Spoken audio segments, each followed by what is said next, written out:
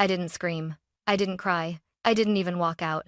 I just stood there, pressed against the wall, watching my sister blow out the candles on my birthday cake, while everyone applauded like this was exactly how the night was meant to go. It was my 23rd birthday. Mine.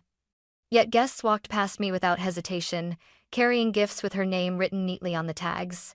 Someone asked if I was part of the staff. Another told me to step aside so they could get a better photo of the real birthday girl. My parents didn't notice. Or worse, they did, and chose not to care. Months later, they would tell me they never meant for it to happen like that. They would say they were sorry. They would ask why I suddenly pulled away and stopped coming home. But nothing about that night was sudden. That birthday didn't break me. It finally proved what I had spent my whole life trying not to believe. When it mattered most, I was never the one they chose. The venue was beautiful in a way that felt almost cruel. Everything shimmered crystal chandeliers overhead. White tablecloths stretched perfectly smooth. Soft gold lights warming the room like a promise. This was the kind of place people chose when they wanted to prove something. Success, unity, celebration. My parents had told me this was my real birthday celebration. Something special this year, my mom said weeks ago. You deserve it, my dad added, almost like he was reassuring himself. So I arrived early. Of course I did. I wore the navy blue dress my mom had helped me pick out, the one she said would make me look elegant and grown. I remember standing in front of the mirror before leaving, smoothing the fabric down with nervous hands, telling myself that 23 mattered, that this was the age when things finally shifted, when I would stop feeling like an afterthought. I took my place near the entrance, just like my parents asked, ready to greet guests as they arrived. At first, it felt normal.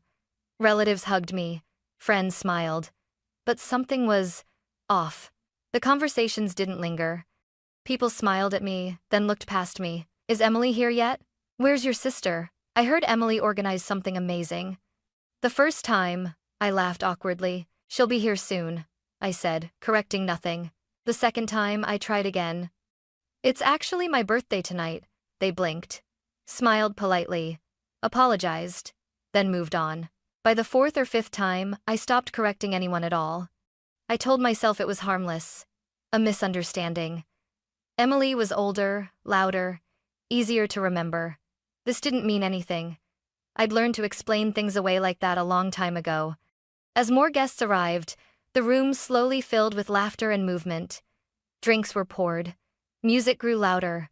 I stood there, still near the door, watching people bypass me entirely to place their gifts on a large table near the center of the room. I noticed then that many of the gift tags weren't addressed to me. They had Emily's name written carefully in looping handwriting. My chest tightened, but I swallowed the feeling down. I didn't want to be dramatic. I didn't want to ruin the night by making assumptions. That was always the warning, spoken or unspoken. Don't make things uncomfortable. Then Emily arrived. The shift was immediate and undeniable. Conversations paused. Heads turned. Someone actually clapped. My parents' faces changed in an instant: relief, excitement, pride all rushing in at once. My mom hurried toward her, adjusting her hair, straightening her dress like she always did. My dad wrapped an arm around her shoulders, smiling so openly it hurt to see. Now it can start, someone said nearby. I wasn't sure if they realized what they'd said. I wasn't sure they cared. I stayed where I was, a few steps behind everyone else, clutching my purse like it anchored me to the floor. No one introduced me. No one waved me over. I watched from a distance as my sister moved through the room with ease, greeting guests, laughing, accepting compliments, as if this attention belonged to her by default. At one point, I tried to catch my mom's eye. Just once. She looked straight through me, already scanning the room for someone more important. That was when the realization began to sink in slow and heavy. This night wasn't slipping away suddenly. It was being taken inch by inch, moment by moment, while I stood there convincing myself it wasn't happening. I told myself to wait, to be patient, to not jump to conclusions. But deep down, I already knew. This wasn't just another birthday. It was proof of something I had spent my whole life trying not to name. And the worst part wasn't that they didn't notice me. It was that this time, they didn't even pretend to look. I realized something was seriously wrong the moment the seating chart went up. It stood on a tall easel near the entrance, clipped neatly in place, printed in elegant black lettering like it was meant to impress. Guests gathered around it casually, pointing, laughing, locating their tables before drifting deeper into the room. I told myself not to look too closely. I told myself it didn't matter. But my feet carried me there anyway. I scanned the top of the list first. Table 1. Mom, Dad, Emily. Jake, Emily's boyfriend. A few family friends whose faces appeared in every holiday photo, every framed memory on the living room wall. I stared at the names, waiting for mine to appear just beneath theirs. It didn't. I checked again, slower this time. Then I followed the list downward, my finger tracing each table as my chest tightened with every step. Table 2, Table 3, Table 4. Still nothing. By the time I found my name, my hands were shaking. Sophia, Table 8. The last table, tucked into the back corner of the room, half hidden behind a decorative pillar and dangerously close to the service door. For a moment, I just stood there, staring at the ink as if it might rearrange itself if I waited long enough. I told myself there had to be a mistake, a printing error, a last-minute change no one had told me about. I turned to my mom, who was standing nearby, laughing with one of Emily's friends. "Hey," I said quietly, holding the edge of the easel like it was the only thing keeping me upright. "I think my seat might be wrong." She barely glanced at the chart. "Oh, that's intentional," she said easily. "Emily needed to be up front tonight, you understand." It was a braving, I didn't, but I nodded anyway. Dinner was served soon after, and I took my place at table 8. From there, I had a perfect view of everything, and somehow that made it worse. I watched my parents lean in toward Emily, nodding at every word she said as if it mattered deeply. I watched guests stop by her table, laughing, complimenting her dress, thanking her for such a beautiful celebration. No one came to mine.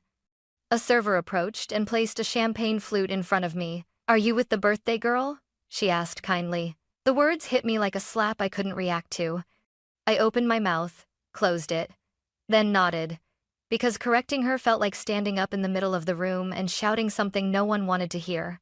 When the lights dimmed and the cake appeared, my heart started pounding despite myself. 3 tiers, white frosting, gold detailing, elegant, expensive. I leaned forward in my chair, a small, fragile hope rising in my chest. Maybe this was the moment. Maybe this was where they fixed it. The cake was set down in front of table 1. Cameras lifted into the air. Applause filled the room. And then I saw it. "Happy 23rd birthday, Emily." The room erupted. Someone handed my sister the knife. Someone wrapped an arm around her shoulders. My parents stood on either side of her, smiling for photos like this was a scene they'd practiced 100 times. I didn't stand up. I didn't clap. I couldn't move. As Emily leaned forward to blow out the candles, the realization finally settled in, heavy and undeniable. This wasn't a misunderstanding. This wasn't an accident. They hadn't forgotten my birthday. They had replaced it. I don't remember pushing my chair back, but at some point I wasn't sitting anymore. The noise in the room felt too loud, too close, like it was pressing in on me from every direction.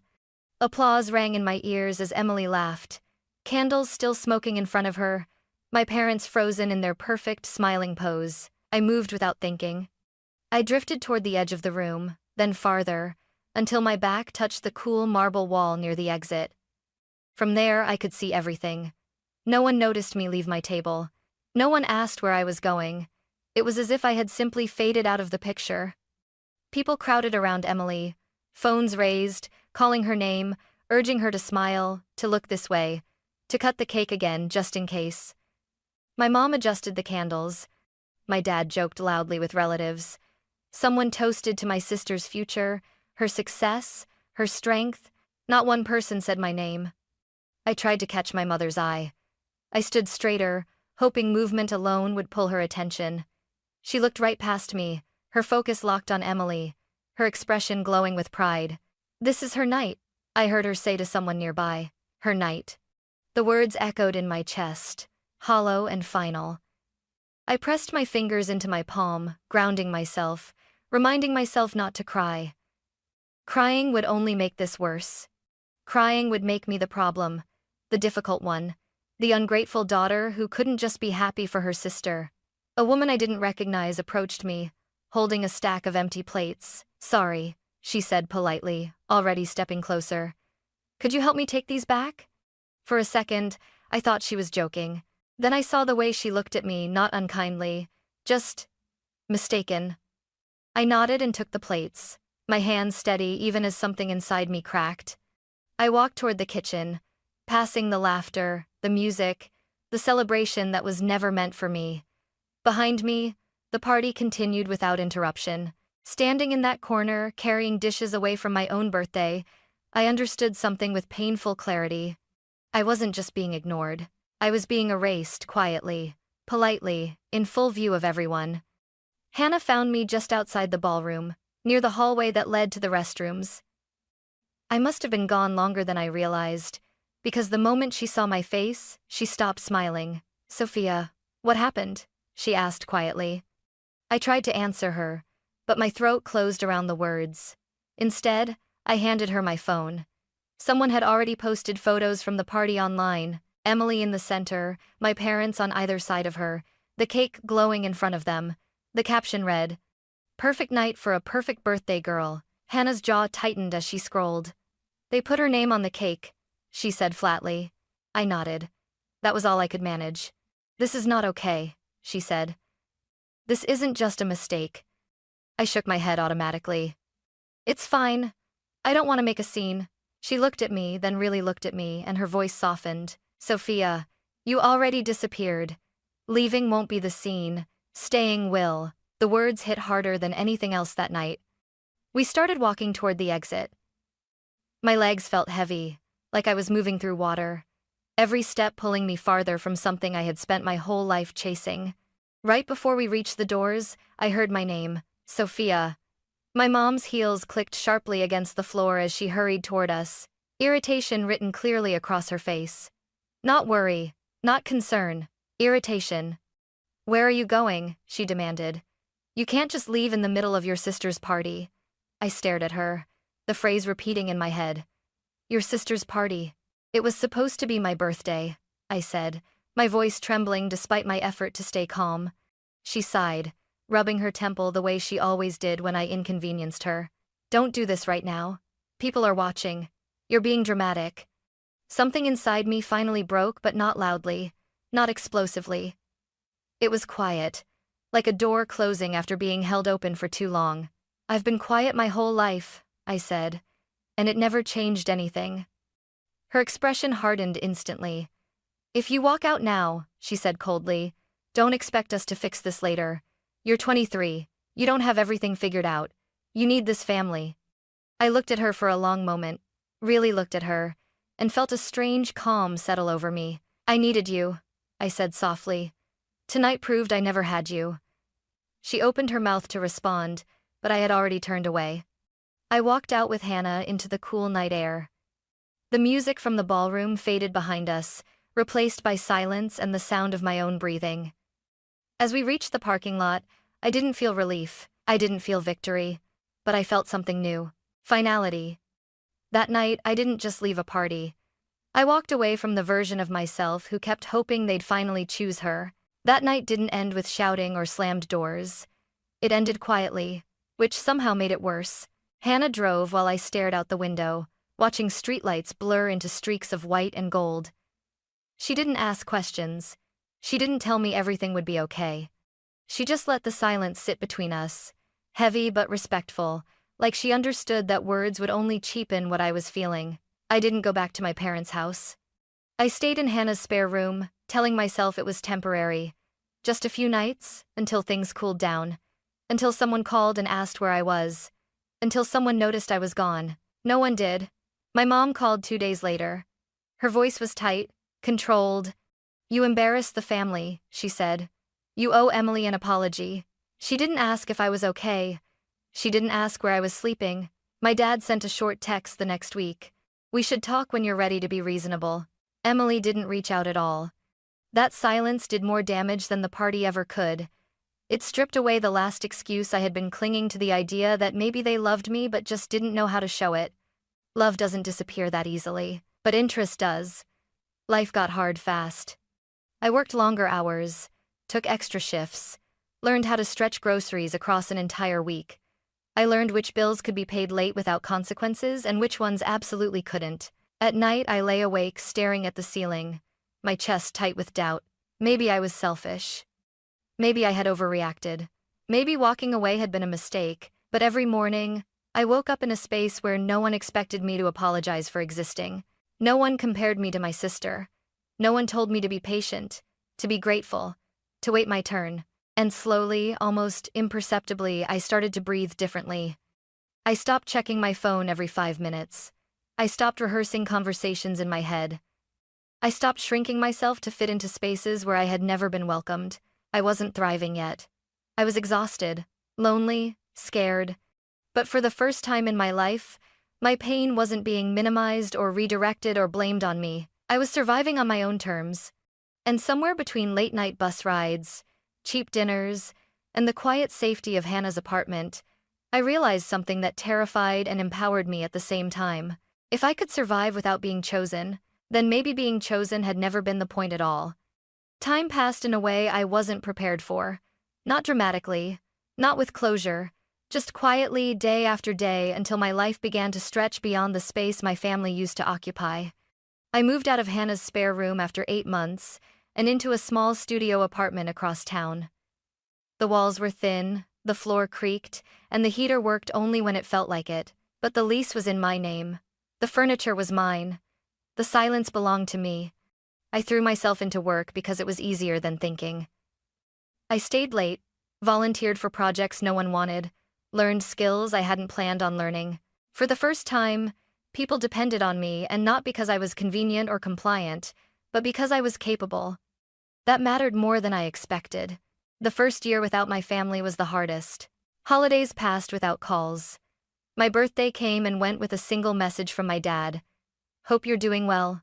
Nothing else. No follow-up, no effort. I stopped waiting after that. Things began to change during my second year on my own. I was promoted at work, given responsibility, trust, a raise that meant I didn't have to count every dollar at the grocery store anymore. I started therapy not because I was falling apart, but because I wanted to understand why being invisible for so long still hurt so much. That's when I learned the words emotional neglect. And suddenly, my entire childhood made sense. The shift didn't come from my family. It came from visibility. A client recommended me for a local business feature, young women carving out their own paths. I hesitated before agreeing. Part of me still feared being seen, feared that attention would invite them back into my life before I was ready. But another part of me was tired of hiding as if I'd done something wrong. The article went live on a Thursday morning. By Friday afternoon, my phone wouldn't stop vibrating. My dad emailed first. I saw the article. Proud of you. Let's catch up. My mom followed soon after from an address I hadn't blocked yet. This makes it sound like we pushed you away. That's not how we remember it. I stared at the screen, my hands shaking, not with fear, but with a slow, rising anger. They hadn't remembered me when I was struggling. They hadn't noticed my absence at holidays, at birthdays, at ordinary Sundays. But now that my name was public, now that people were asking questions, suddenly my story mattered. Emily called that night. You didn't have to say it like that, she said, her voice tense. I didn't say anything about you, I replied. But people know, she snapped. They're connecting dots. Mom's been crying all day. I closed my eyes, exhaustion washing over me. I spent my whole life protecting everyone else's comfort, I said quietly. I'm done doing that. There was a long silence on the line. Finally, Emily spoke again. Softer this time. We should talk. All of us. That was the moment I understood the truth. They didn't reach out because they missed me. They reached out because my absence had finally become inconvenient. And this time, I wasn't walking back in just to make things easier for them. We met on a Sunday afternoon at a quiet cafe halfway between my apartment and my parents' house. I chose it deliberately public, neutral, somewhere no one could raise their voice without drawing attention. I needed witnesses, even if they were strangers sipping coffee nearby. My parents were already seated when I arrived. My mom sat rigidly, hands wrapped tightly around her cup, as if she needed something to hold her together. My dad stared at the table, tracing invisible lines in the wood. Emily arrived last, her confidence stripped down to something brittle and uncertain. For a few seconds, no one spoke. I don't understand how it got this bad, my mom finally said. Her voice trembled, but there was still an edge to it. We did the best we could. I felt my pulse quicken, heat rising in my chest. Your best, I said slowly, wasn't enough. And pretending it was doesn't change what happened. Helping in the grieve and meter din in the stas and the frief, and in the grieve and was made from the win. My dad looked up then. You never told us you were hurting like this. I met his eyes, refusing to look away. I told you every time I was dismissed. Every time I was told not to be selfish. Every time my needs were treated like inconveniences instead of warnings. Emily shifted in her seat. I didn't realize you felt so pushed out, she said. I thought you were just independent. Independent. The words stung more than I expected. I was independent because no one showed up for me, I said. That's not strength. That's survival. So, my mom reached across the table, trying to take my hand. I pulled back, not angrily, just firmly. I'm not here to be comforted, I said. And I'm not here to make this easier for you. Silence fell again, thicker this time. I've been in therapy, I continued. I've learned what emotional neglect looks like. I've learned what boundaries are. And I'm done pretending this was all just a misunderstanding. My dad frowned. So, what are you saying? That you're cutting us off? I took a breath, steadying myself. My hands were shaking, but my voice didn't. No. I'm saying this is the last time I show up without protecting myself. I laid it out clearly, no rewriting the past, no guilt-tripping, no dismissing my feelings to preserve appearances. Contact would be respectful, or it wouldn't happen at all. If those boundaries were crossed, I would step away again without warning, without explanation. They didn't like it. I could see that in their faces. My mom looked wounded. My dad looked uncomfortable. Emily looked guilty. But for the first time, their reactions didn't dictate my next move. When the conversation ended, we stood awkwardly, unsure how to say goodbye. No hugs followed, just a quiet understanding that something fundamental had shifted. As I walked out of that cafe alone, my legs felt weak. My heart racing, but there was a strange sense of relief settling in my chest. For the first time in my life, I hadn't asked to be chosen. I had chosen myself. My 24th birthday came quietly. There was no grand venue this time, no seating chart, no audience waiting to decide whether I mattered. I woke up in my small apartment to sunlight slipping through the blinds and the soft hum of the city outside. For the first time in years, my chest didn't feel tight when I opened my eyes. Hannah came over with coffee and a small cake she bought on the way. 2 friends from work joined us later that evening. We ate takeout straight from the containers, laughed too loudly, and stayed up longer than we planned. No one forgot my name. No one asked me to step aside. No one needed reminding that this day belonged to me. My phone buzzed a few times. My parents sent careful messages, short, polite, trying. I read them without anger, without hope, just acknowledgement. Emily sent one too. I know I can't undo what I did. I just want you to know I finally see you. I stared at the words for a long time before replying. Thank you for saying that. Nothing more. Nothing less. And that was enough. I realized then that when people say it's too late, they assume it means bitterness, punishment, or revenge. But for me, it meant something quieter. It meant clarity.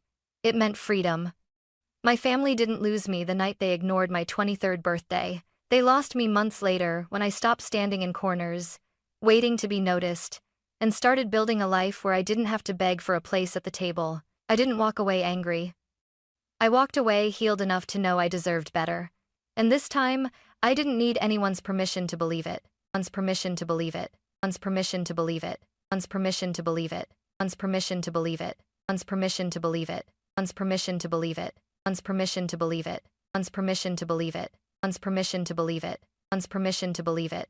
One's permission to believe it. One's permission to believe it. One's permission to believe